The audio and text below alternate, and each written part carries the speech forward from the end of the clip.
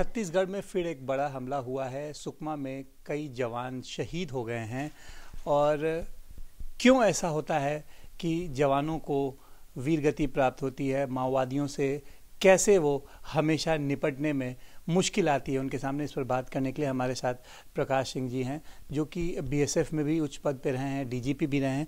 प्रकाश सिंह जी, सबसे पहले जो कल जो घटना घटी है बहुत दुखद है, अनफॉर्चुनेट है। 7 सालों में बहुत बड़ी घटना है ये। सेकंड जो दंतेवाड़ा में हुई थी, तो इसमें जो बताया जा रहा है वो ये है कि इस बार जो हमला किया उसमें ह्यूमन शील्ड बना के लोगों ने हमला किया है और गांव वालों को आगे रख के।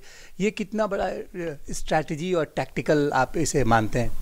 देखिए, मैंने तो नहीं पढ़ा कहीं ह्यूमन शील्ड। कल तक तो इसकी बात नहीं थी, अब आज ह्यूमन शील्ड। अब ह्यूमन शील्ड बनाए या कुछ भी बनाए, सवाल यह है कि आप तो सरप्राइज हुए और आप मार खा गए।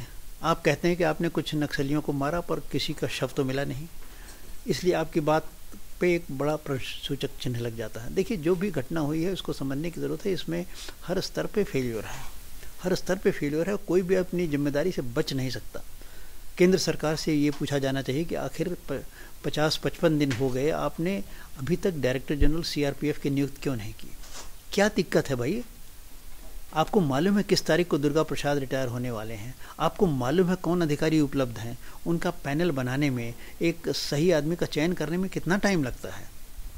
3 दिन का काम है और ये 55 दिन हो गया और अभी तक एक डीजी सीआरपीएफ की नियुक्ति नहीं हुई। ये सब चीज़ें एडवांस प्लानिंग करके, बल्कि डीजी सीआरपीएफ के रिटायर होने के 15 दिन 1 महीने पहले बता दिया जाना चाहिए कि इनका उत्तराधिकारी फला आदमी चुन लिया गया है, ताकि वो 1 महीने तक उनके साथ अंडरस्टडी करे, उनके साथ रह के ज़रा काम भी सीख ले, ताकि चेंज ओवर स्मूथ हो जाए। तो केंद्र सरकार की ये विफलता हो जाती है। राज्य सरकार पे आइए तो राज्य सरकार को जो सहयोग, साहचर्य, समर्थन केंद्रीय बलों को देना चाहिए वो नहीं दे रहे हैं, ये बहुत स्पष्ट है। अब यहाँ रोड ओपनिंग पार्टी थी, 25 आदमी 26 आदमी मर गए सीआरपीएफ के। हमने तो अखबार में कहीं नहीं पढ़ा कि राज्य पुलिस का या राज्य सरकार का कोई कर्मी घायल भी हुआ। आखिर क्यों नहीं घायल हुआ? या तो कोई था ही नहीं, या इक्के दुक्के थे जो अपना दुबक के कहीं भाग लिए। तो देखिए, ये लड़ाई ऐसी है जिसमें राज्य पुलिस को अग्रणी होना पड़ेगा। इंटेलिजेंस फेलियर भी एक बहुत बड़ा इशू, मैं उसकी ओर आ रहा। राज्य पुलिस को इसमें अग्रणी होना पड़ेगा और केंद्रीय बलों की भूमिका एक सपोर्टिव भूमिका है, एक सप्लीमेंट्री उनका रोल होता है। पर हो क्या रहा है इसका ठीक उल्टा। केंद्रीय बल आगे बढ़ के काम कर रहे हैं क्योंकि राज्य पुलिस लीड नहीं लेती है, और राज्य पुलिस उनके साथ पिछलग्गों की तरह अपने उनके पूंछ में जड़ी लगी हुई है और थोड़ा थोड़ा उनके साथ समर्थन देती है। ये नहीं चलेगा। राज्य पुलिस को इसमें आगे बढ़ के लड़ाई लड़नी पड़ेगी, राज्य पुलिस अधिकारियों को इसमें नेतृत्व देना पड़ेगा। तीसरी बात इंटेलिजेंस की बात है। इंटेलिजेंस, देखिए, आखिर आप कहते हैं कि 200 आदमी थे, 300 आदमी थे, पता नहीं। हम तो कहते हैं चलिए 100 भी आदमी थे, तो 100 भी आदमी आखिर कहीं कैंप कर रहे होंगे, कहीं एक जगह से ए से बी जगह गए होंगे, बी से सी गए होंगे, सी से डी गए होंगे। उस क्षेत्र में उनका मूवमेंट रहा होगा। उस मूवमेंट की जानकारी स्टेट इंटेलिजेंस को होनी चाहिए, और स्टेट इंटेलिजेंस को अगर नहीं हुई तो आखिर वहाँ का एक प्रशासनिक तंत्र है। कोई सब डिविजनल मजिस्ट्रेट होगा, कोई तहसीलदार होगा, कोई पटवारी होगा, पटेल होगा, ब्लॉक डेवलपमेंट ऑफिसर होगा। इन सब की जिम्मेदारी है। देखिए, इंटेलिजेंस कलेक्ट करना केवल स्टेट पुलिस या आईबी की जिम्मेदारी, इन सब की जिम्मेदारी है कि आपके इलाके में अगर कोई इस तरह की गतिविधियां हो रही हों तो आप उसकी सूचना संबंधित फोर्स को, संबंधित अधिकारी को दें। तो किसी को हवा भी नहीं लगती कि 100-200 आदमी यहाँ घूम रहे हैं, ये इस इलाके में हैं, हथियारों से लैस हैं और वो कोई बड़ी घटना का अंजाम दे सकते हैं। सर, जो प्रत्यक्षदर्शियों ने बताया है कि जो वहाँ के स्थानीय ग्रामीण थे, उन ग्रामीणों को आगे करके उनके जरिए इंटेलिजेंस माओवादियों ने जुटाया और उसके बाद इन पर अटैक किया। जैसा कि जो बच्चे हैं वो, उनको तो इंटेलिजेंस मिल जाती है और आपको इंटेलिजेंस नहीं मिलती। आप ग्रामीणों से क्यों नहीं इंटेलिजेंस ले पाते? और आपकी आंख में पट्टी बंधी हुई है, कान में भी आपने पट्टी बांध दिया है, न तो आपको दिखाई पड़ता है, ना आपको सुनाई पड़ता है कि आपके क्षेत्र में क्या हो रहा है। ये तो कोई बात नहीं हुई। ये तो कंप्लीट इंटेलिजेंस फेलियर है और स्टेट गवर्नमेंट की इसमें संपूर्ण जिम्मेदारी है। कोई दूसरा इसमें जिम्मेदार नहीं है। सर कैसे टैकल करना चाहिए? आप बहुत लंबे समय पुलिस रिफॉर्म से भी आपका सर रहा है, कैसे माओवादियों को टैकल किया जाना चाहिए, किस तरीके से कंटेन कर सकते हैं? देखिए, कंटेन करने के लिए बहुत सारी बातें हैं, उनको अब फिर भी समराइज़ करके मैं, आपने जब पूछा है तो बताऊंगा ही। पहली बात तो केंद्र को ये तय करना पड़ेगा कि हमारी नीति क्या है, माओवादियों से हम कैसे निपटें। अभी तक दुर्भाग्य से वो नीति पे कोई स्पष्टता नहीं है। नतीजा ये है कि हर प्रदेश अपनी अपनी डफली, अपना अपना राग।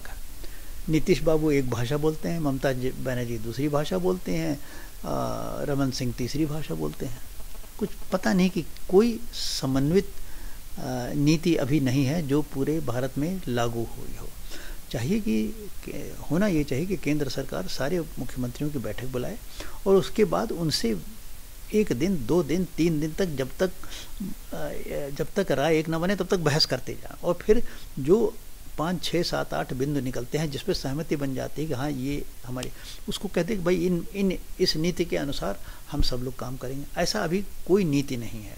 मैंने कहा ना, अपनी अपनी डफली, अपना अपना राग। सर सख्ती से निपटना चाहिए या बातचीत से, कोई ऐसा आपको क्या लगता है? सख्ती और बातचीत दोनों का सामंजस्य होना पड़ेगा। आप खाली लप्पो चप्पो नहीं कर सकते कि आइए चाय पीजिए और मिठाई खाइए और नमकीन खाइए और हो गया, नहीं, इससे नहीं।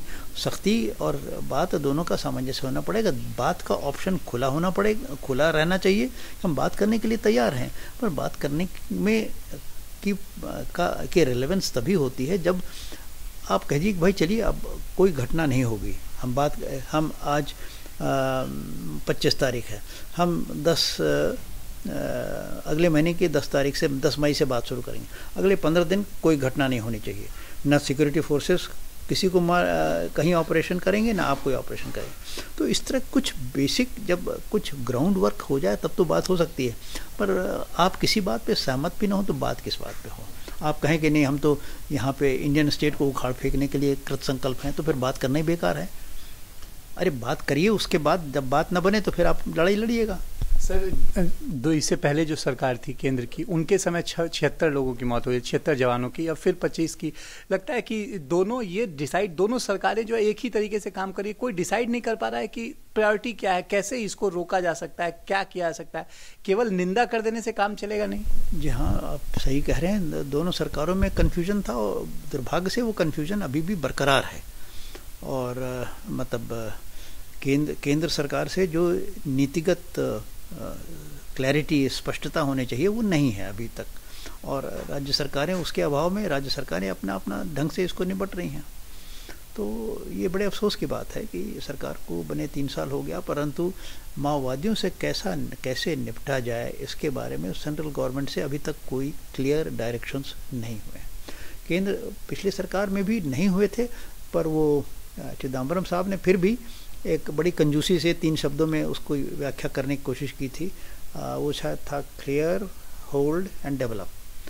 अब इतनी बड़ी समस्या का इतने 3 शब्दों में तो समावेश नहीं हो सकता उसकी पॉलिसी। फिर भी कुछ तो था। सिक्योरिटी फोर्सेस को ये मालूम था कि हमें क्लियर करना है, एडमिनिस्ट्रेशन को ये मालूम करना था कि हमें अपना एडमिनिस्ट्रेशन इस्टेब्लिश करना है, उसके बाद डेवलपमेंट का काम होना था।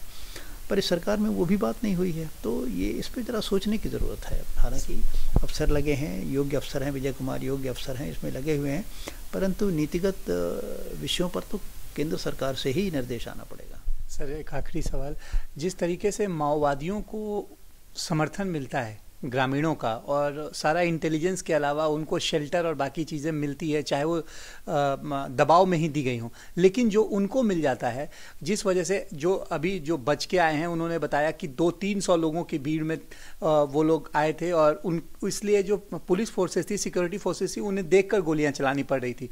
तो ये एक बहुत बड़ा ट्रेंड है। ये कैसे इसको लगता है कि इसको हैंडल करना चाहिए सरकार को या आर्म्ड फोर्सेस को, किस तरीके से इसको मैनेज करना चाहिए? मुझे तो इस पे ज़्यादा विश्वास नहीं। देखिए, अगर आदमी आगे रहेंगे तो फिर पीछे से गोली कैसे चलाएंगे आप? वो भी वही मारे जाएंगे।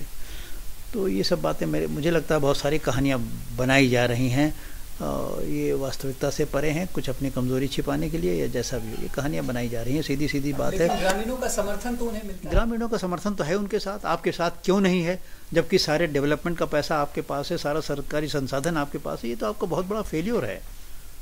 अगर आपके साथ समर्थन नहीं है। जो चारों तरफ से जो सड़कें बनाई जा रही है ये कोई इम्पोर्टेंस रखता है? नहीं, अब सड़कें तो देखिए इम्पोर्टेंट हैं, क्यों सड़कें तो डेवलपमेंट के लिए सड़कें का बनना ज़रूरी है, सिक्योरिटी फोर्सेस के मूवमेंट के लिए भी बनना ज़रूरी है।